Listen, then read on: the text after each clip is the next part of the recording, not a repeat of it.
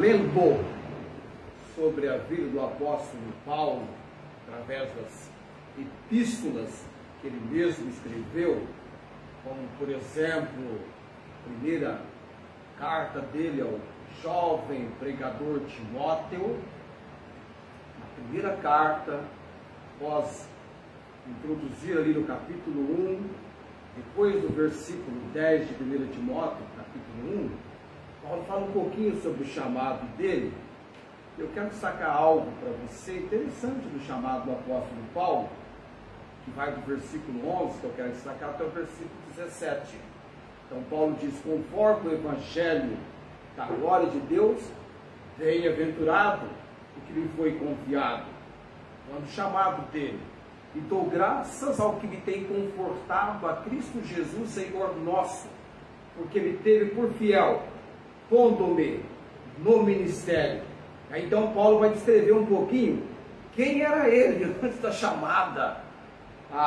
Versículo 13: a mim que dantes fui blasfemo, perseguidor e opressor, mas alcancei misericórdia, porque eu fiz ignorantemente na incredulidade. Que coração incrédulo ele tinha, embora tivesse religião, mas não tinha conhecimento da verdade. Versículo 14 ele vai mencionar: e a graça de nosso Senhor superabundou com a fé e amor que há em Jesus Cristo. E aí vem o ênfase dele, e esta é uma palavra fiel, no versículo 15: e digna de toda a aceitação, que Cristo Jesus veio ao mundo para salvar os pecadores, dos quais eu sou o principal. Mas ele não para ainda, tem uma observação importante que ele vai fazer. No versículo 16: mas por isso alcancei misericórdia, para que em mim, que sou o principal, Jesus Cristo mostrasse toda a sua longanimidade, para exemplo dos que haviam de crer nele para a vida eterna. E então é como se Paulo agora enchesse o pulmão de ar, desse aquela inspirada, e no próximo momento ele bradasse.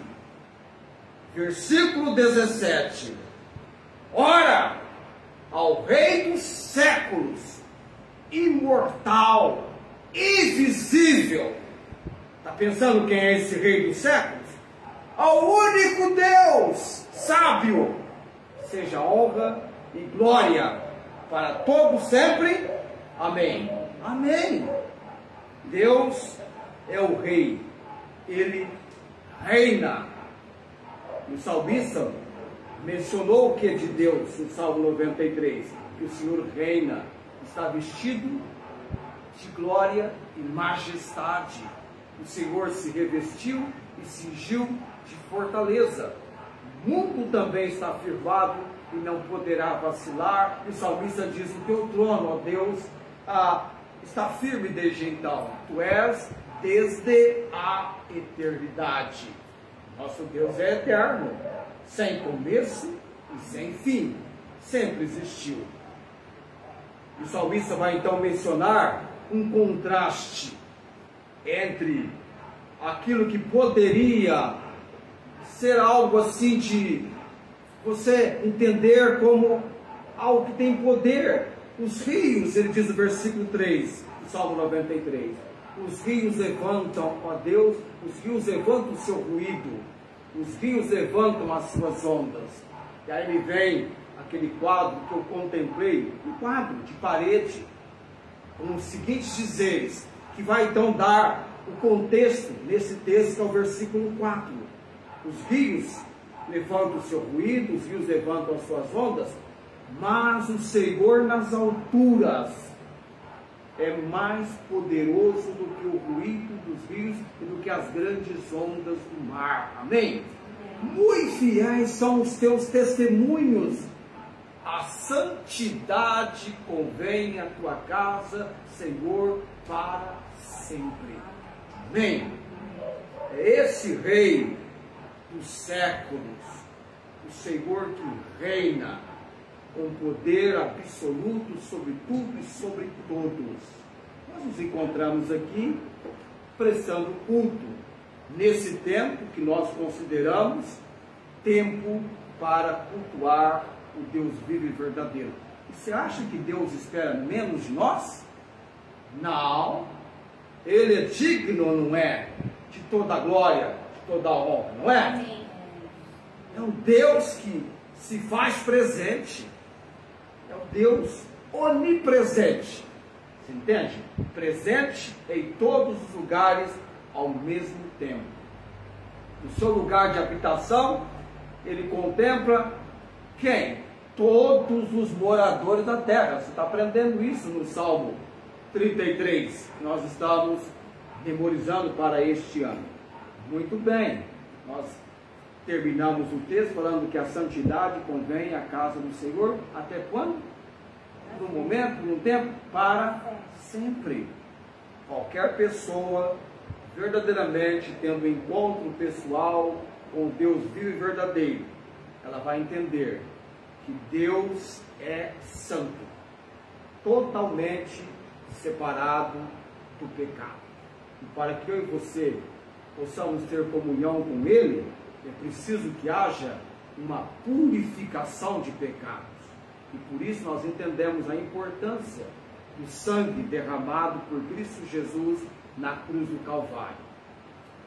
O sangue que purifica, que leva-nos a ter a condição de assim, andando na luz, ter comunhão com Deus, comunhão com os irmãos, e o sangue de Jesus Cristo, seu Filho, de João, em 1 João 7, nos purifica de todo o pecado.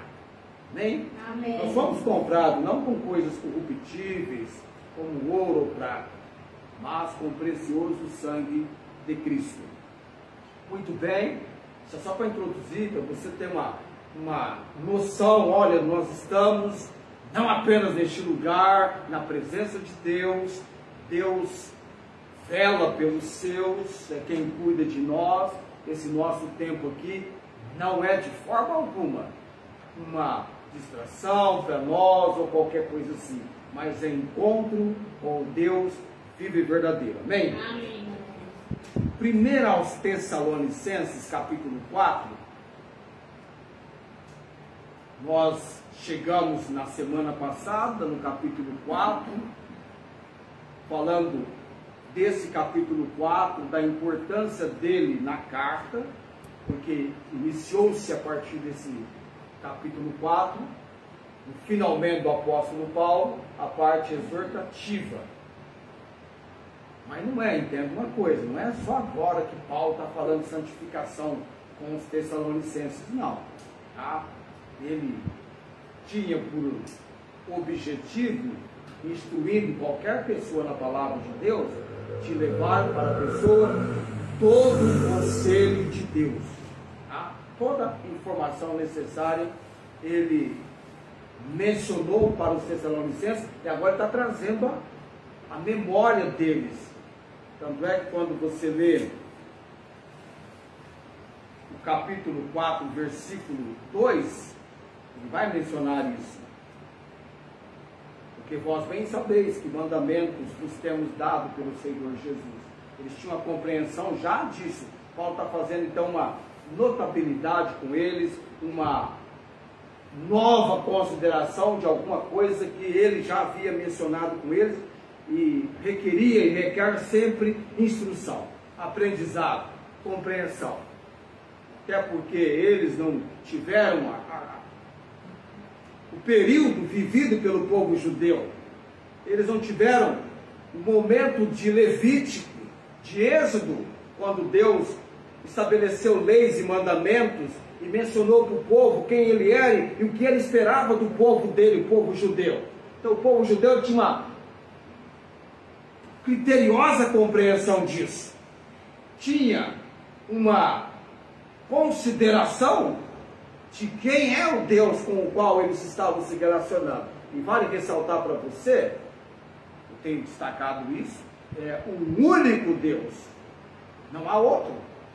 É o mesmo Deus que tomou o povo para si dentre os judeus, é o mesmo Deus tomando um povo para si dentre os gentios, que somos nós. Tá? Você não é judeu, então você é gentio. Tá? Vamos à leitura do capítulo 4, versículo 1 a 12.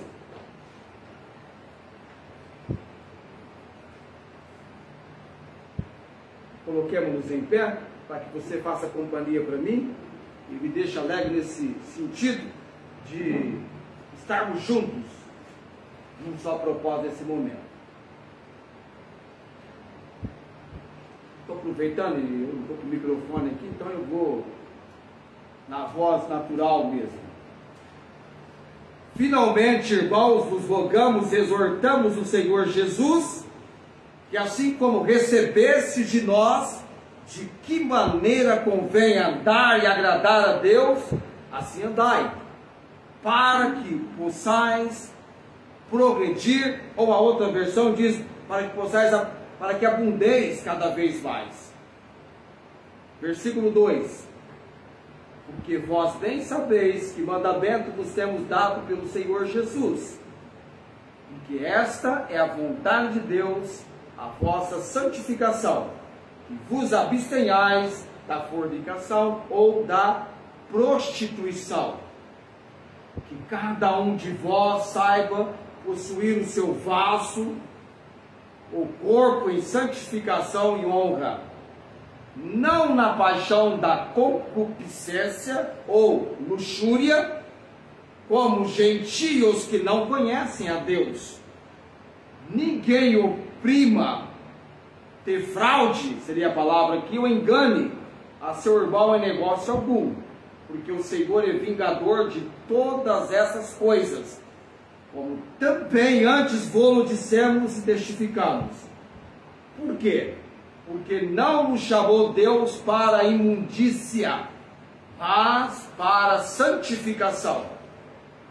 Portanto, quem despreza isso não despreza ao homem, mas sim a Deus, que nos deu também o seu Espírito Santo.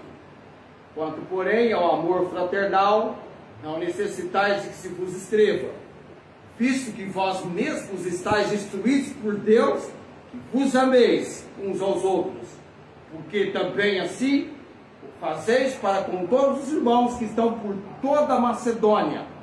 Exortamos-vos, porém, a que ainda nisto aumenteis cada vez mais, e procureis viver quietos, e tratar dos vossos próprios negócios, e trabalhar com vossas próprias mãos, como já vos temos mandado, para que andeis honestamente para com os que estão de fora, e não necessiteis de coisa alguma.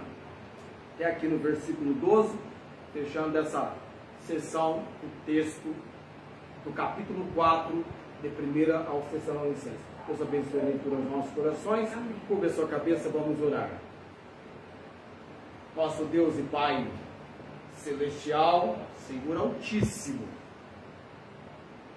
nos colocamos nas tuas poderosas mãos, Senhor.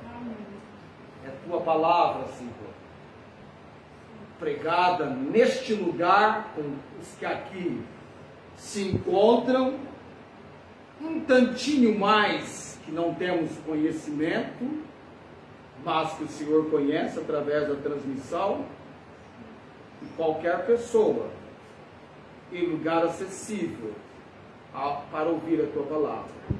Que a tua palavra chegue. Ó Deus, que eu seja apenas instrumento. Capacita-me, Pai. Eu oro pela mensagem, o mensageiro, os ouvintes, e não poderia, ó Deus, deixar de mencionar irmãos que estão enfrentando um período de enfermidade. Minha filha Estela, por quem temos clamado ao Senhor, o Senhor tem sido bondoso para com ela, dando-lhe melhoras. Irmã Isaura, numa UTI de hospital, sabemos o quanto o Senhor por ela tem investido em favor, respondendo às nossas orações. Ela está exatamente nas poderosas mãos do Senhor. Cumpra-se a boa, agradável e perfeita vontade do Senhor. Também, Deus, temos orado para que o Senhor estenda sobre o lar do irmão Eurípides e família a cada dia a graça do Senhor. E que ele tenha do Senhor recebendo pela palavra o ânimo, fortalecimento, Deus. Dá-lhe a capacidade, Deus, de aguardar todo o procedimento, crendo que o Senhor está no controle de todas as coisas. Amém. Oramos também, Deus, por corações, vidas cujos corações são corações vazios, ainda não receberam Jesus como Senhor e Salvador. Oramos pela obra tão importante e necessária no planeta Terra, a obra de salvação. Dá-lhes, ó Deus, a convicção do Evangelho em seus corações. Oramos no nome de Jesus. Amém. Amém. Assentai-vos, graças damos ao Senhor por você, o seu empenho e dedicação a Ele, esse tempo que você se colocou em pé. A leitura da palavra. Admoestação contra o relaxamento moral. Nós entendemos a época vivida pelos cristãos, os convertidos, nos dias, dos tempos do Novo Testamento. A igreja no primeiro século, vivendo tal como hoje, uma época sensual. Nós entendemos também, falando a respeito dessa questão que Paulo vai destacar, cada um deve possuir o seu vaso em santificação e honra, porque a vontade de Deus é a nossa santificação. Contrário disso, ele vai no versículo 5, não na paixão da concupiscência, ou seja, da luxúria, aquela propensão para a sensualidade exagerada, uma tendência excessiva ao desejo sexual, que nós entendemos como concupiscência, como lascívia, ligada na área da imoralidade. Aliás, ficou para mim ressaltar hoje que a atitude que tivera no livro de Gênesis, quando você lê sobre José, apelidamos ele José do Egito. Ele foi governador do Egito, foi para lá como um escravo, vendido pelos seus irmãos, mas chegando lá, Deus fez questão de registrar na sua palavra que tanto José estava com Deus, quanto Deus estava com José. E quando José foi perturbado moralmente pela esposa de Potifar, e ela tanto insistiu ao ponto que José não teve outra alternativa senão ceder. Não, ele não cedeu. Ele fugiu, ao ponto até de sair, deixando a sua veste que ela agarrou. E a Bíblia vai, então, o apóstolo pode destacar algo muito importante a respeito da imoralidade. Lá em 1 Coríntios, capítulo 6, versículo 18, Paulo diz: fugir da imoralidade. E é interessante isso porque o apóstolo Pedro, quando fala do inimigo nosso, que anda em derredor, bramando como leão, buscando a quem possa tragar, ao qual resistir, firmes na fé. Para o inimigo, nós temos a ordem bíblica, viu, Felipe? Para resistirmos. E no tocante à imoralidade, José fez certo, fugiu. Não há condição de você resistir, por mais consagrado que você pensa que você está sendo, ou é sério. Fuja, porque todo pecado comete é fora do corpo, mas o que se prostitui peca contra o seu próprio corpo. Então, e foi lá em Corinto, na carta para a igreja de Corinto, no seio de onde isso era muito atinente à cultura deles. E Paulo confrontou, aliás, o apóstolo Paulo é magnífico, por 2 vezes na carta da primeira epístola a Timóteo, no 1 Timóteo capítulo 2, versículo 7, e depois em 2 Timóteo capítulo 1, versículo, me parece que 13, ele destaca um fato importante: fui constituído pregador, apóstolo e doutor dos gentios. Ele sabia muito bem como relacionar dentro da palavra de Deus com aquilo que era mais necessário, importante, dispensável, com os gentios, dentro da cultura a qual eles estavam inseridos, e essa cultura era pecaminosa diante do Senhor. Fugir da imoralidade. Nós falamos que o mundo pagão da época era realmente entregue à promiscuidade. Prática em relação ao sexo pelos pagãos era de promiscuidade. E nós vimos que a promiscuidade é um comportamento sexual. É um comportamento sexual. Sexo casual, frequente com muitas pessoas ao longo do tempo, vai de conhecidos a desconhecidos entre si. É algo triste. E pessoas promíscuas tendem a ter uma variedade de parceiros sexuais ao longo do tempo, sem se limitar a um único relacionamento, ou uma parceria, ou uma situação de parceria estável. É triste isso. Tanto é que nós até tocamos, só para você ter uma noção de onde estamos, para onde estamos indo hoje à noite.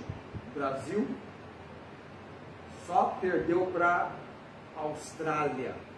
Quase que ele é o país mais, entre aquela pesquisa feita dos 45, quase que ele é o país mais promíscuo do mundo. Ele é o segundo, a Austrália é o primeiro, a Grécia é o terceiro, o Chile vem para o quarto, a Nova Zelândia quinto, a Alemanha sexto, Itália sétimo, e aí vem a Suécia o oitavo. Cadê minha lista aqui? Tem uma lista aqui que eu tenho que olhar. Tailândia, aliás, a Suíça é a oitava, a Tailândia é o nono e a África do Sul é o 10º. São 2 pesquisas de consideração que eles fizeram, tanto do número de parceiros, quanto também da promiscuidade em si, analisando, como eu vi para você a semana passada, até mesmo a questão que a pesquisa fez, a idade média perdendo a virgindade, a taxa de doenças, o número de parceiros, estabelecendo aí os países, dentre esses 45, os países mais promíscuos entre esses 45 examinados, feito nessa avaliação pela pesquisa. E nós falamos sobre o apelo à santificação, o objetivo de Deus, a santificação. Nós falamos sobre a pregação da santificação, a pureza da santificação. E hoje nós vamos falar sobre a conduta da santificação. É um fato inquestionável que somos chamados por Deus. A santificação é a nossa separação do pecado para Deus. E essa separação do pecado para Deus, onde você vai ter tanto é que aparece aqui no texto a palavra abster-se. Ele fala assim, no versículo 3, porque esta é a vontade de Deus. Aliás, o versículo central dessa porção da palavra. Porque essa é a vontade de Deus, a vossa santificação, que vos abstenhais da prostituição, uma versão, ou da fornicação, e seria também, porque não, já colocar aqui a palavra imoralidade. Abster-se. É você renunciar, abnegar-se, privar-se, não se envolver com tal situação. Não é para você. Para você é a santificação. Seguir a paz e a santificação, sem a qual ninguém verá o Senhor. Hebreus, capítulo 12, versículo 14, destaca o texto da palavra de Deus. Então, a santificação, para nós, vinda de Deus, é uma ordem. Por isso que Paulo vai dizer assim: finalmente, irmãos, nos rogamos, exortamos o Senhor Jesus, que assim como recebeste de nós, de que maneira convém andar e agradar a Deus, assim andai. É uma ordem. Por que esse procedimento?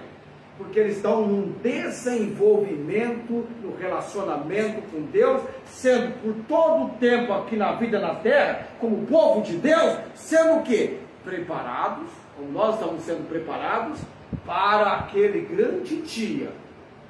Nós temos um objetivo, grande dia. E qualquer que nele tem essa esperança, 1 João 3,3, purifica-se a si mesmo, como também ele é puro. Amém? Amém. Deus não é Deus de imundícia, e nem nos chamou para a imundícia, nos chamou para uma vida de santificação, de separação do pecado para ele. E agora nós temos que entender que não é apenas o domínio da moralidade física, mas essa santificação, quando nós entramos na conduta dela, nós vamos entender que ela tem outros aspectos que vai envolver o nosso relacionamento com os outros irmãos e também o nosso relacionamento perante as pessoas lá fora, no mundo. Então tem esses dois aspectos para a gente tratar na conduta da santificação: o nosso amor pelos irmãos e também a nossa vida perante os homens. Muito bem. Quer ver? Eu vou dar uma ilustração para você aqui de algo muito importante que o apóstolo Paulo ensinou, que trabalha a nossa conduta, e deve ser uma conduta conduzida de maneira a mostrar a nossa separação do pecado para Deus, no relacionamento com outros irmãos. Abra a sua Bíblia em 1 Timóteo, capítulo 5. 1 Timóteo, capítulo 5. Paulo vai ensinar aqui como, biblicamente, nós devemos relacionar com pessoas mais velhas, da mesma idade nossa, sejam jovens ou sejam moças ou moços. Tá, vai ensinar como lidar com os senhores, com as senhoras, e com os moços e com as moças. Olha que interessante. Capítulo 5 de 1 Timóteo. Olha o que ele fala para Timóteo. Timóteo é um jovem pregador, jovem pastor, é jovem. Não era alguém na idade semelhante de Paulo, não, era bem jovem Timóteo. Ele fala para Timóteo assim, ó: não repreendas asperamente os anciãos. Toda vez que você vê a palavra ancião, vem a sua compreensão, pessoas amadurecidas. Eu vi um vídeo, inclusive, falando como lidar com idosos e crianças quando a temperatura está bem quente. E eu achei de uma compreensão muito boa aquele material que está sendo divulgado. Não repreenda asperamente os anciãos, mas o que? Admoesta-os com a paz. Você vai tratar esse pessoal, esses anciãos, como você trata o seu pai. O que a Bíblia fala sobre o tratamento de pai e mãe? Não é com honra? Não é com respeito? Olha lá como é que você fala com o seu pai e com a sua mãe. É assim? Nós somos mais velhos, não é? Na idade. É, irmã Ângela. Quando éramos Minha geração, por exemplo, pai falou, mãe falou, deveria ser água, parou. Mas tratar de mostrar com paz, com respeito. Aliás, deve-se ter respeito pelas pessoas mais velhas. Isso é conduta de alguém separando-se para o Senhor. Pois não, senhor, pois não, senhora. Com consideração, respeito. E Deus não espera menos. Aos moços, como a irmãos. Os outros jovens, semelhantes na sua idade, deve tratá-los como se fosse o seu irmão. Também com consideração. As moças, aliás, perdão, as mulheres idosas, como é que você vai tratar as mulheres idosas? Como a mães. É. Você não usa a expressão senhora para sua mãe? Não usa. Então, vai tratar as senhoras, as mulheres idosas, como a mães. A moças, como irmãs. E você sabe qual é a expressão que Paulo vai usar aqui no versículo 2, depois de fazer essa consideração? Em toda pureza. Olha o que estava no coração, na mente, no ser do apóstolo Paulo. Ele está instruindo Timóteo. Olha o comportamento que Timóteo deveria ter. Recebido, aprendido de Paulo. Paulo cuidou do aprendizado, da escolaridade bíblica de Timóteo. Instruiu. Ah, como nós estamos instruindo? Como eu fui instruído? Como houve a época, o período dos nossos mestres, instrutores. Ele diz assim, ó, em toda pureza, o seu relacionamento com os anciãos, o seu relacionamento com as mulheres idosas, com os moços, com as moças, você vai proceder dessa maneira em toda a pureza. Foi na carta aos Coríntios, lá no capítulo 14, a partir do versículo 12, e Paulo disse, olha, sejais o que? Meninos na malícia, adultos no entendimento. Isso confronta-nos, confronta o nosso ser. Nós temos uma conduta cristã, nada mais, nada menos do que é a conduta de Cristo, influenciados pelo Senhor. Tanto é que Paulo, mencionando com eles aqui na carta, ele fala, bem sabeis que mandamento vos temos dado. Eles sabiam do Senhor Jesus, que tudo envolve, converge, direciona a pessoa de quem? A pessoa do Senhor Jesus. Paulo aprendeu de Cristo, recebeu o aprendizado do próprio Cristo. Vai falar, porque vós bem sabeis que mandamento vos temos dado pelo Senhor Jesus Cristo. E envolve nessa questão da conduta, da santidade, que leva-nos à conduta cristã, o assunto que nós já falamos muito aqui, trabalhamos muito esse assunto, que é o amor. Vai falar aqui no versículo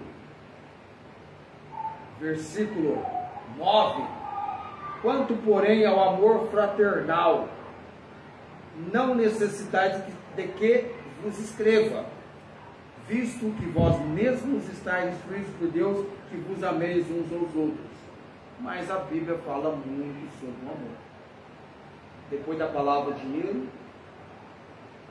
aliás, a palavra de Deus vem em segundo lugar.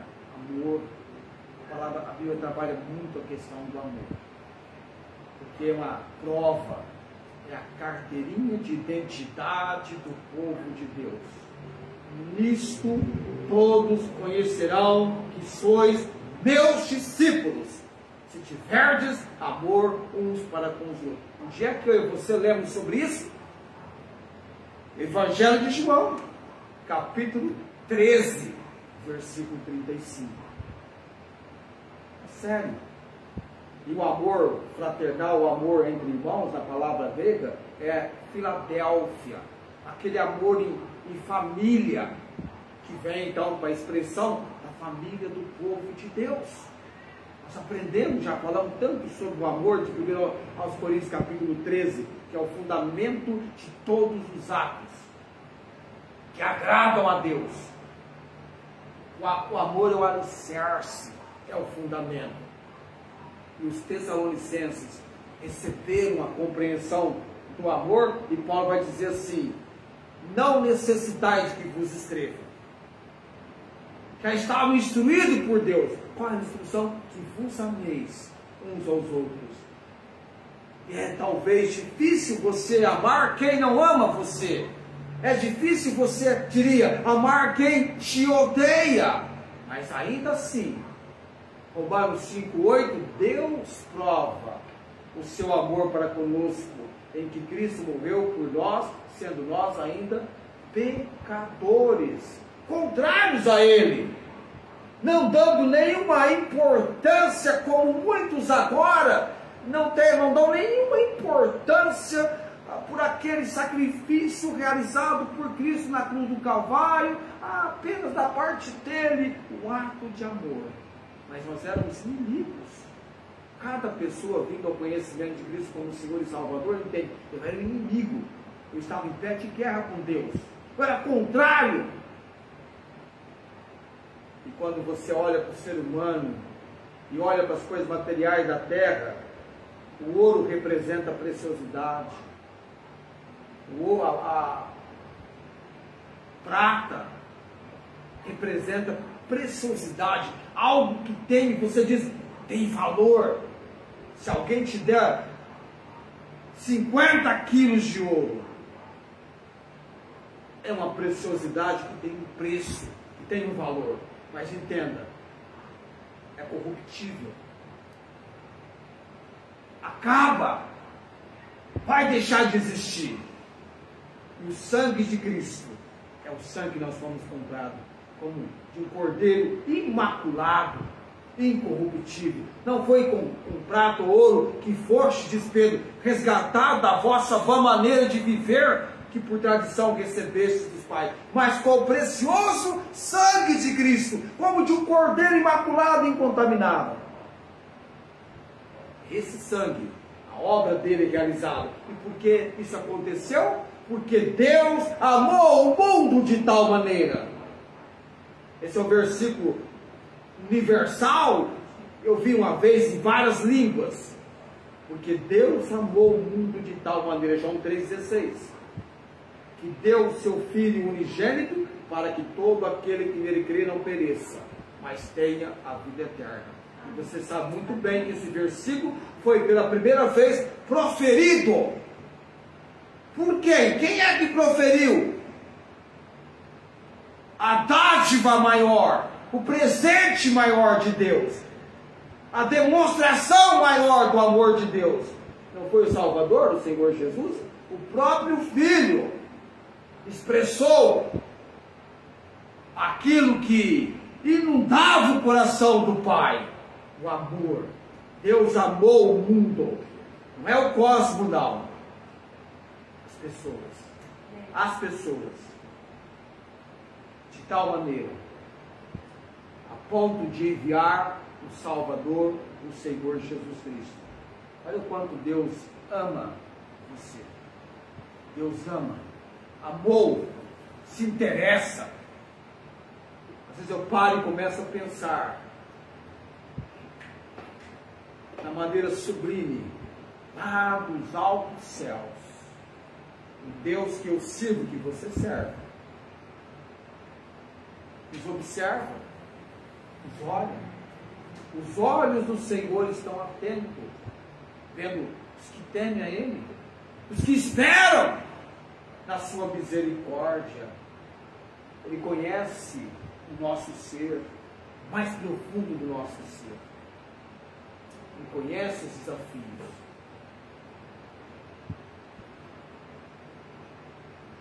Mateus, Evangelho de Mateus. Deixa eu ver se eu consigo estabelecer o versículo que eu quero.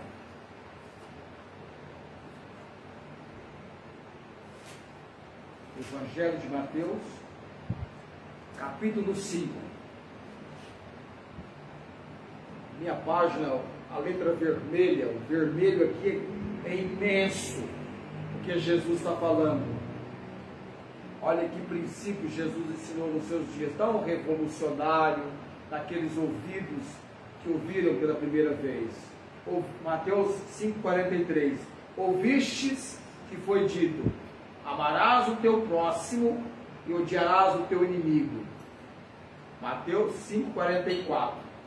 Eu vos digo, porém, olha Jesus, o que ele vai mencionar, ele vai ordenar: amai a vossos inimigos.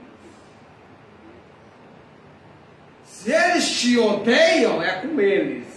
Da sua parte, vamos comigo. Vamos com Jesus? Bem, vamos com Jesus. Amai. Amai. Bendizei os que vos maldizem. Fazei bem aos que vos odeiam. E orai pelos que vos maltratam e vos perseguem. É ou não é revolucionário essa ordem nas suas colocações feitas por Jesus? É revolucionário. É de uma sabedoria que vem do alto. Não é sabedoria do homem, que é animal diabólica. É sabedoria do alto. É sabedoria que vem do trono de Deus. Vem, que vem de Deus, está na sua palavra. Para que qualquer um venha examiná-la, observá-la e praticá-la. É para amar. Começando pelos inimigos. Quem fala mal de você, você fala bem. Quem odeia, você faz o bem. Amém. E quem maltrata, persegue, você vai orar. Está alguém te maltratando, te perseguindo? É hora de você orar. Se não tem, de repente pode aparecer. Então já tem a recomendação. Nós temos princípios da palavra de Deus na conduta da santificação. A maneira como nós vamos nos conduzir. Nós somos um povo, geração eleita, sacerdócio real, nação santa. 1 Pedro capítulo 2, versículo 9. Olhe para a sua identidade, viu? Olhe quem você é. Quem é o Deus que você serve? É o único Deus.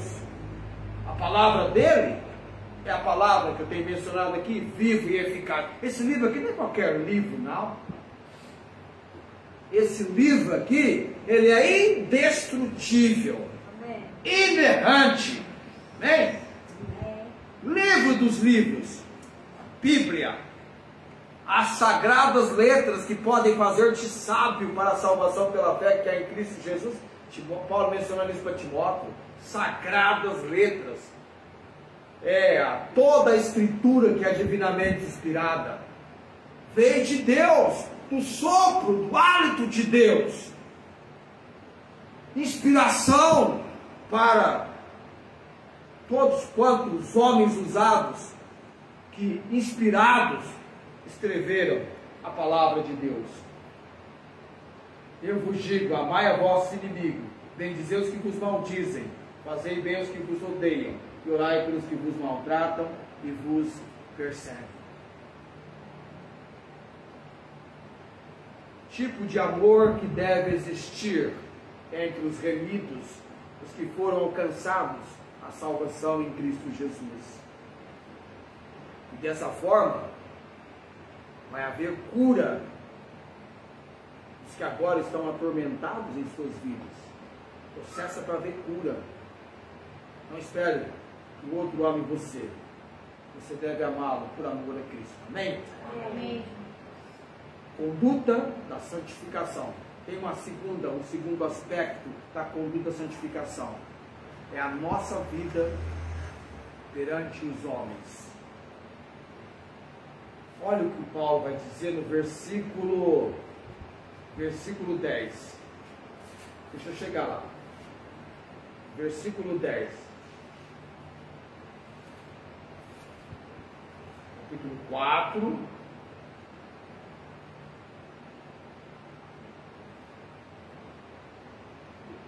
Ele vai concluir sobre o amor que ele exorta eles? A que nisso aumenteis cada vez mais. Não tem problema em aumentar não, viu? Não tem problema em graduar, em prosseguir. Vai avante, tá? Haja desenvolvimento. Mas o segundo aspecto, versículo 11. Aqui vem então um problema muito sério entre os tessalonicenses. Havia entre eles os que eram inclinados à ociosidade. Não gostavam de trabalhar. Quando ouviram falar da volta do Senhor, opa, já estamos de prontidão. E tinha até um desordeiro entre eles. Ele vai falar assim no versículo 11: e procureis viver quietos, e tratar dos vossos próprios negócios, e trabalhar com vossas próprias mãos, como já vos temos mandado. Vocês ouviram? Já falei com vocês. Ainda mais quem? Apóstolo Paulo, que quando entre eles esteve, as mãos dele se ocuparam na atividade que era profissional do ramo, da área dele, fazer tendas. O povo de Deus, eu e você aprendemos que preguiça, Deus manda combatê-la, recebendo instrução de quem? Lá em Provérbios 6. Formiga. A formiga não tem hierarquia, não tem supervisor, comandante, líder. Não precisa disso. A formiga não precisa de uma linha de comando. Ela muito bem sabe como se organizar e trabalhar. Estou caçando meu provérbio 6 aqui, deixe-me encontrá-lo. Eu preciso ler lá porque vai falar sobre essa questão de como o inseto nos ensina. Quando bater preguiça, você lembra da formiga. Aqui, ó.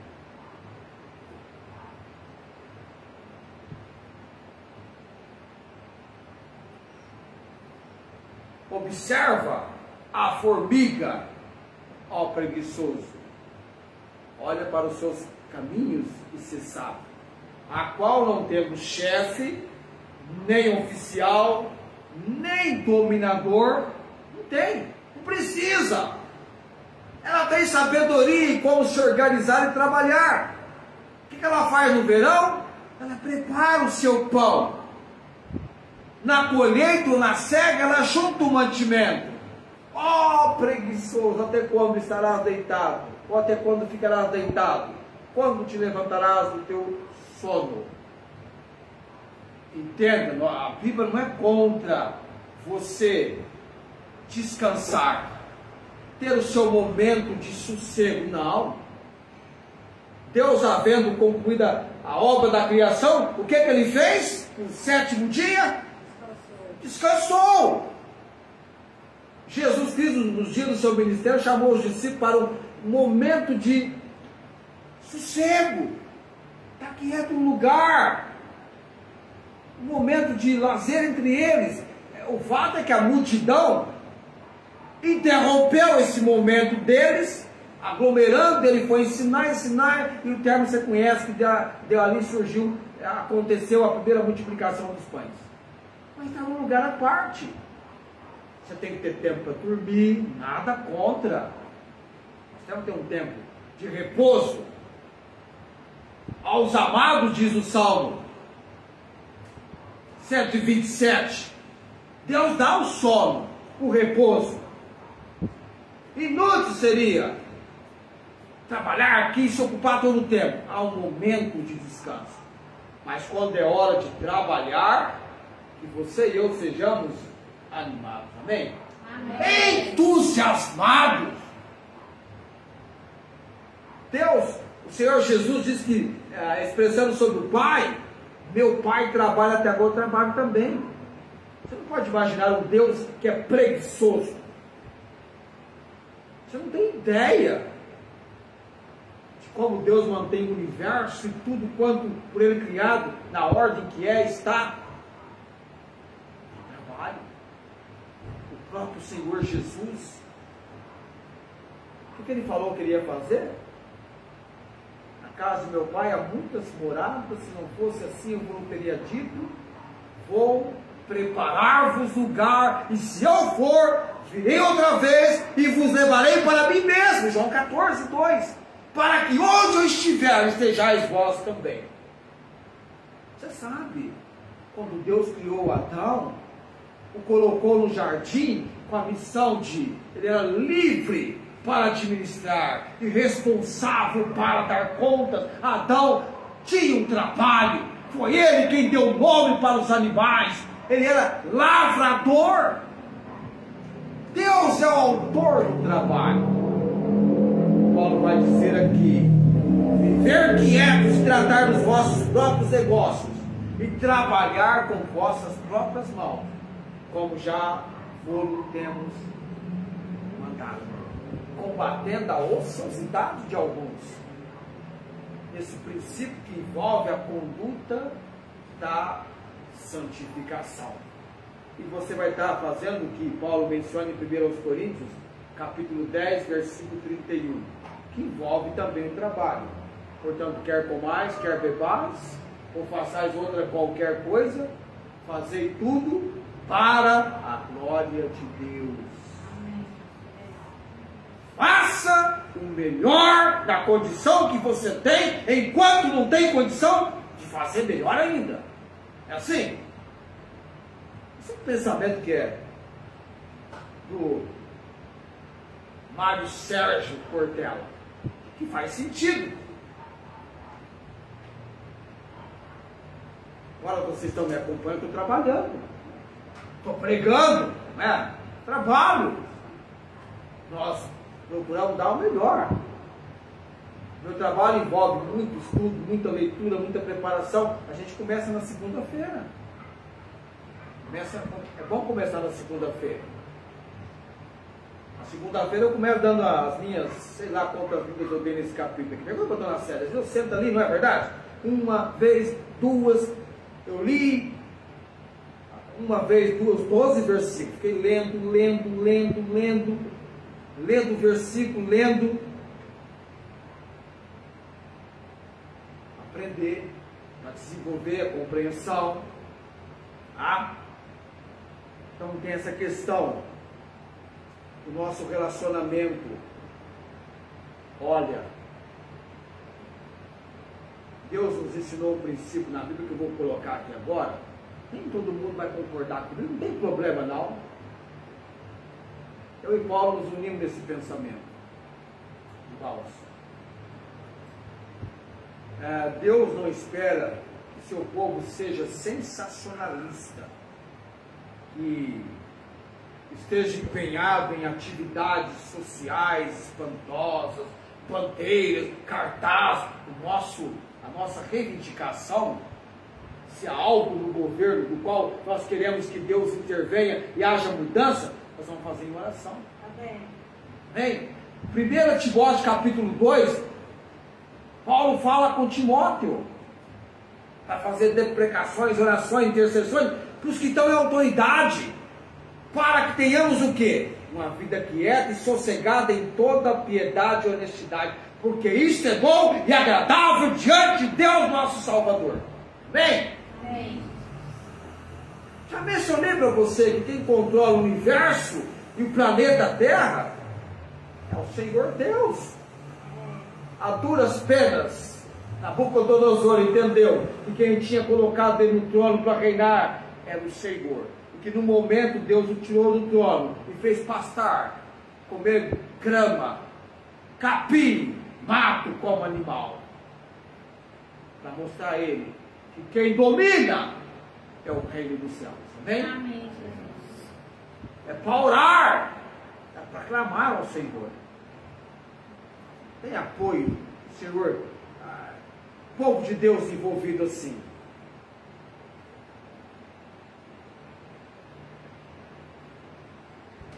Para que andeis, versículo 12, honestamente para com os que estão de fora, e não necessiteis de coisa alguma. Aqui ele não falou, mas no outro texto, mais adiante, lá na segunda carta, ele vai falar na segunda carta, que quem não trabalha também não deve comer. Ele foi criterioso, ele foi rigoroso. Então, com exceção de uma, não sei, entre nós aqui não tem ninguém deficiente, que não pode trabalhar, todos têm a sua ocupação. A irmã Ângela é dona de casa, tudo bem, né? A esposa já aposentou, está numa outra fase. Mas todos aqui estão, graças a Deus, né, Felipe? Todos aqui estão empregados. Todos nós aqui podemos honrar o Senhor com as nossas primícias, amém? Amém. Honrar. Se você em algum momento não conseguir, fala com o Senhor. Amém. Porque Ele tira o obstáculo, amém? Amém. Tira o empecilho. Vai nos dar graças. Tem algumas áreas que eu estou em contínuo momento com Deus para obter dele toda a direção necessária e vencer todos os obstáculos possíveis. Afinal, Ele é o Deus do impossível. Amém. Ele é socorro bem presente na angústia. Clama a Ele, Ele vai responder, mostrando coisas grandes e que a gente nem sabe do agir dele. Já nos colocou no emprego e tem nos sustentado. Na verdade, Deus é quem nos sustenta, né? Deus é quem nos sustenta. Que você tenha noção da sua manhã. A minha deve começar assim, a minha manhã deve começar assim, a sua também. A gente pega ali, abre a palavra. Você não tem muito tempo, mas você tem 20 minutos. Eu li em 20 minutos 4 capítulos da Bíblia. Um tiquinho mais, que a gente dobra os joelhos. E aí quando eu vou orar a oração de confissão, aí eu já vou lá no Salmo 51. Tem misericórdia de mim, ó Deus, segundo a multidão das tuas... Tem misericórdia de mim, ó Deus, segundo a tua benignidade. Apaga as minhas transgressões, segundo a multidão das tuas misericórdias. Eu já faço a oração de confissão mencionando o Salmo 51.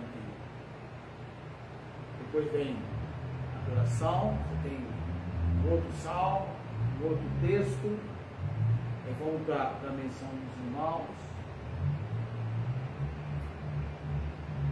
Isso é revestir do Senhor Jesus, não é? Revestir de Cristo. Amém. Se preparar para o início de um dia que você não sabe como vai ser. E que você não quer que seja o dia do aflito. Ah, não. Eu espero que não seja o dia do aflito. Porque todos os dias do aflito são maus. Que seja aquele dia que o Senhor fez, que você pode se alegrar e regozijar no Senhor. E aí você vai pensando no que você leu, no que você orou. Entenda, você é alguém que, como 1 João diz, versículo 8, você é alguém que não está fazendo Deus de mentiroso, né? Você é alguém pecador. Você é alguém pecador. Você não está fazendo Deus de mentiroso. E muito menos achando que você não é, que você é alguém que não peca. Aí você está enganando a você mesmo. Então, a outra consideração que João faz, uma no versículo 8 e a outra no versículo 10 de 1 João. Você tem consciência de quem você é, quem é o Deus que você serve, a sua carteirinha de identidade, e você, ainda que seja um miserável pecador, você está perante um Deus que é o Deus do impossível, que nos conduz e abre portas e nos direciona e nos conduz e faz com que você possa viver o confortável estando no desconfortável, né? Então, poucos recursos, você é dependente, como eu sou, nós somos dependentes de Deus. Nunca teremos tanto que não vamos depender de Deus. Precisamos depender de Deus sempre, sempre, sempre. E você, na semana que vem, nós vamos falar a partir do versículo 13 até o versículo 18, a vinda do Senhor e a ressurreição. A dona Célia estava vendo um vídeo ainda há pouco, que alguém estava testificando pela Bíblia que Jesus já tinha vindo e que todos aqueles que estão esperando Jesus estão enganados. Você imaginou? Um vídeo que está circulando por aí, falando, você está enganado, para de esperar Jesus, ele já veio em 1900 não sei o que, passou por outro lugar e já não tem mais que esperá-lo, ele já veio. Essa pessoa não está almejando a coroa da justiça, não é? Não está almejando a coroa da justiça. Semana que vem nós vamos falar sobre o arrebatamento, a partir do versículo 13, aqui da primeira carta, capítulo 4. Logo vamos estar no capítulo 5 e teremos então, logo, não sei quanto, né? Mas eu creio que ainda este ano nós cheguemos em 2 aos Tessalonicenses. Coloquemos em pé nesse momento.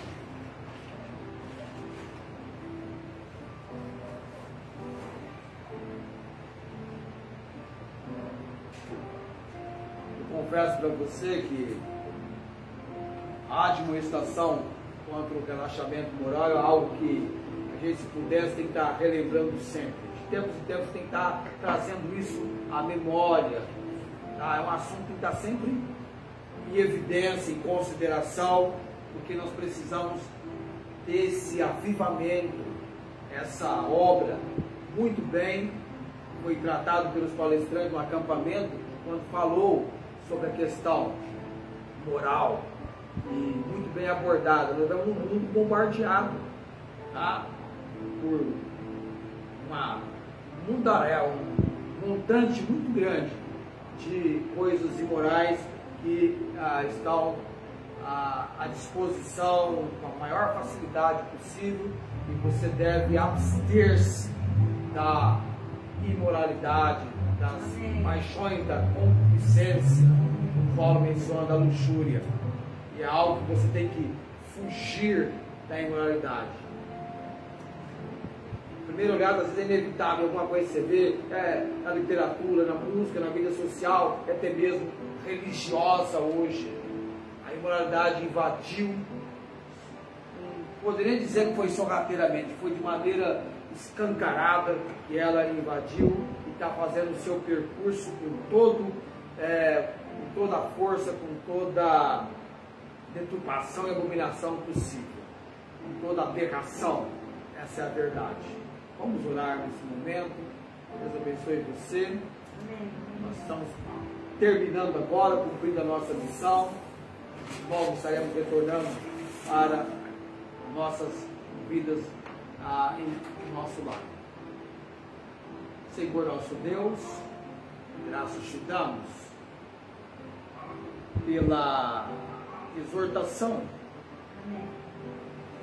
que nos confronta da tua palavra. É a tua palavra nos confrontando numa área tão importante, que é a área da moralidade, que envolve a santificação. E na conduta nossa, Deus, oramos pelo cuidado, pelo livramento do mal. Amém. Não nos deixes cair em tentação, Amém. Senhor. Livra-nos do mal. Amém. Pai, sabemos que não veio sobre nós tentação senão humana, mas fiel ao Senhor, não nos deixará tentar acima do que podemos. Amém. Antes com a tentação, o Senhor vai dar o escape para que a possamos suportar. E Pai bendito, oramos pelos irmãos que em obediência ao Senhor se apresentam na casa do Senhor, que amam ao Senhor, que querem com alegria servir ao Senhor. Ó Deus, Tu és o Deus que nos sonda e nos conhece. O Senhor sabe como está o nosso coração. Nós não podemos enganar o Senhor. A Tua palavra é o espelho. Ela nos confronta. Ela mostra realmente quem nós somos. Tenhamos a condução do Senhor. Amém. Tenhamos essa obra do Senhor. Obrigado pelos estudos que estamos tendo. Não nos tem faltado o alimento da Tua palavra. Amém. O Senhor está nos dando em cada reunião. abençoe esta igreja, Deus, o seu início, o seu desenvolvimento e por todo o tempo da sua existência. Que ela seja a igreja forte, exemplar, dedicada ao Senhor. Levanta, ó Deus, a geração daqueles que vão prossegui-la após o nosso encerramento. A obra é do Senhor. Toda a glória e toda a honra seja dada ao Senhor. Louve e bendiga o Senhor por cada passo que já temos dado. E tantos outros que o Senhor vai nos abençoar, nos conduzir. Até mesmo o local onde nós iremos, com um espaço maior, receber tantos quanto vierem, trazidos pelo Senhor. Oramos no nome de Jesus. Amém. O Senhor te abençoe e te guarde.